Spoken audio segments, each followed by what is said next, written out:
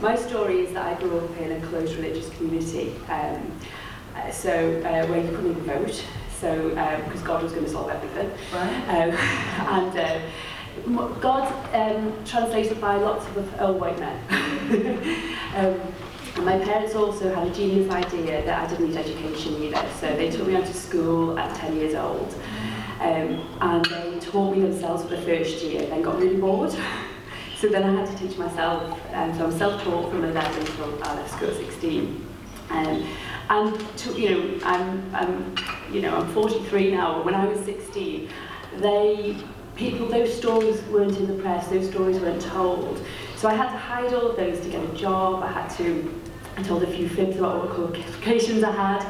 And I started to build my life. I escaped the religion when I was 21, and I rebuilt my life from then on. And I just hid it all behind.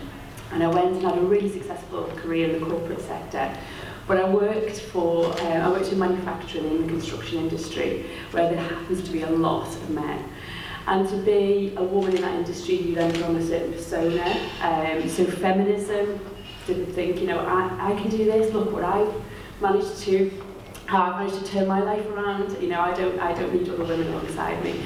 And then in my 30s, it just got really lonely. It got so lonely doing it on your own. I was the first woman on the UK board for the organisation I worked for, and I was still the woman who got asked to make the coffee, take the notes, why wasn't the room booking working? It's like, for God's sake, how... So my great escape when I was growing up was reading. It's always been. We didn't have a TV, didn't have radio, etc. But my parents made the big mistake of letting me read. And reading helped me escape religion. And I thought, well, maybe reading will help me again here. And I'd like to say, Angela Davis or some of those great American feminists or British feminists were the ones I went to. It wasn't. It was Caitlin Moran was the first book I read. Now, Caitlin Moran is a similar age to me.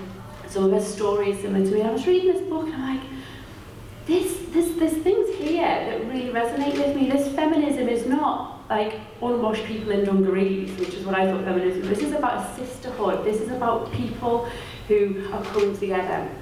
So then, of course, once you lift that bonnet, so then I just started ranting about feminism a lot. And I was like, it's funny, I started to stop getting asked, I started to stop getting promoted in work, and then a friend of mine said, okay, in 2015, there's a party just been launched. You like Sandy Toksvig, and you like feminism, this is like the Venn diagram for you. So I joined the Women's Equality Party, hadn't got a clue what that meant.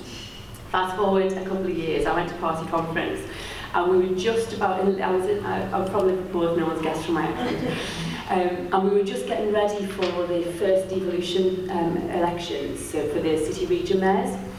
And I started to get really interested in campaigning to end violence against women and girls, because I think it's one of literally if we fix that, we start to fix equality, because until it's not okay to rape and murder us, we're not going to be 50-50 on boards, we're not going to be 50-50 in Parliament, because we have to make that switch.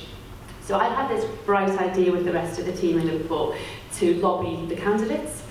And my colleagues who were a bit more experienced in politics said, well, they won't really listen to you, you need to stand as a candidate. And I was like, how hard can that be? So I was suddenly, the regional, so I stood to be Liverpool City Region Mayor. And yeah, that was my entry into politics.